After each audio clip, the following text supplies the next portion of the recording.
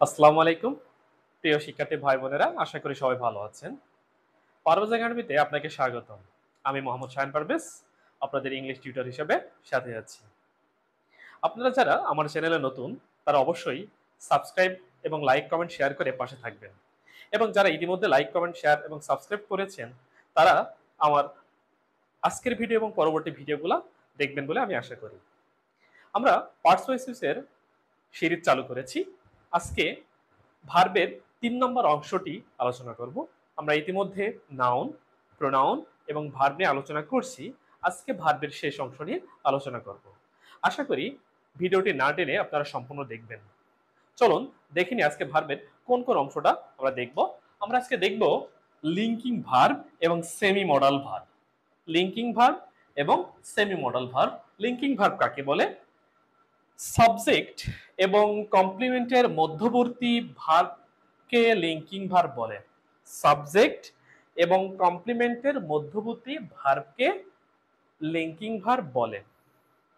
এখন প্রশ্ন আসতে পারে, আসলে কমপ্লিমেন্টটা কি বলে? কমপ্লিমেন্টকে কাকে বলে? কমপ্লিমেন্ট কি?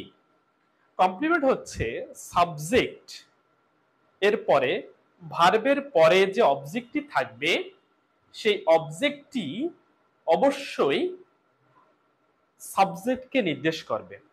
সাবজেক্টকে নির্দেশ করবে, একই ব্যক্তি বা বস্তুকে নির্দেশ করবে। সাবজেক্ট এবং অবজেক্ট একই ব্যক্তি অথবা বস্তু নির্দেশ করবে, তাকে আমরা কমপ্লিমেন্ট বলবো। তাহলে কমপ্লিমেন্ট এবং অবজেক্টের মধ্যে পার্থক্যটা কি? কমপ্লিমেন্ট এবং অবজেক্টের মধ্যে পার্থক্য হচ্ছে কমপ্লিমেন্ট একই ব্যক্তি এবং বস্তুকে নির্দেশ করে। সাবজেক্ট যে ব্যক্তি বা যে বস্তু, সেই ব্যক্তি বা বস্তুকে নির্দেশ করবে। অবজেক্টটা একই ব্যক্তি বস্তুকে নির্দেশ করে না। সো কমপ্লিমেন্ট এবং সাবজেক্টের মধ্যবর্তী ভার্বকে আমরা কি বলবো? লিঙ্কিং ভার্ব বলবো। লিঙ্কিং ভার্ব কোনগুলো আমরা দেখি। To be, become, look, seem, remain, appear, make, run, go, grow, read, turn, taste, feel, smell, এই সবই হচ্ছে লিঙ্কিং ভার্ব। আমরা একটা উদাহরণ দেখি, তাহলে আমরা বুঝে যেতে পারবো লিঙ্কিং ভার্বটা কোনটা। আচ্ছা, আরেকটা বিষয়, সেটা হচ্ছে এই টু বি ভার্ব যদি লিঙ্কিং ভার্বের মধ্যে টু বি ভার্ব না থাকে, তবে যদি টু বি ভার্ব ব্যতীত যদি অন্য কোনো ভার্ব নিয়ে আমরা লিঙ্কিং ভার্ব ব্যবহার করি, তাহলে অবশ্যই ওই ভার্বের পরে যে অবজেক্টিভ থাকবে সেটা অবশ্যই অ্যাডজেক্টিভ হতে হবে। টু বি ব্যতীত যদি পরবর্তীতে কোনো অবজেক্ট নিয়ে আসা হয়, তাহলে অবশ্যই সেই অবজেক্টটি অ্যাডজেক্টিভ হবে। চলুন দেখি। Honey taste sweet. হানির সাথে সম্পর্ক আছে কিসের? সুইটের। সো কি টেস্ট? Honey taste sweets. তাহলে এই টেস্টটা হচ্ছে লিঙ্কিং ভার্ব। চলুন আমরা এবার সেমি মডাল ভার্ব দেখি। সেমি মডাল ভার্ব কাকে বলে? Semi modal need, dare, use to ইত্যাদিগুলা মডাল এবং মেইন ভার্ব উভয় রূপে ব্যবহৃত হয়ে থাকে।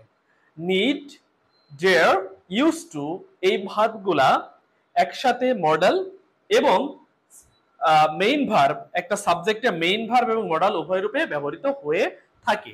এর জন্য এদেরকে আমরা সেমি মডাল ভার্ব বলবো। যেমন how dare you touch me, dare you touch me. আচ্ছা, আরেকটা জিনিস, সেমি মডালের পরে অবশ্যই ভার্বের ভি1 হবে, ভার্বের প্রেজেন্ট ফর্ম হবে। How dare you touch me. দেখেন এই ডেয়ারটা এখানে আপনার semi modal verb. Touch me, he dare not touch me, he dare not touch me, ডেয়ারটা এখানে সেমি মডাল ভার্ব।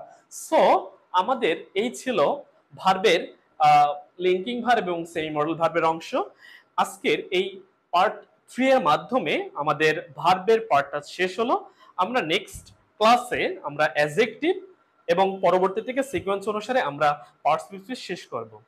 সো আমাদের সাথেই থাকবেন আশা করি। যদি লাইক কমেন্ট শেয়ার করে আমাদের চ্যানেলটিকে আরো গ্রো করার আপনারা সুবিধা দিয়ে দেবেন আশা করি, এবং আমাদের পাশে থাকবেন সাবস্ক্রাইব করে। ধন্যবাদ সবাইকে। Happy learning.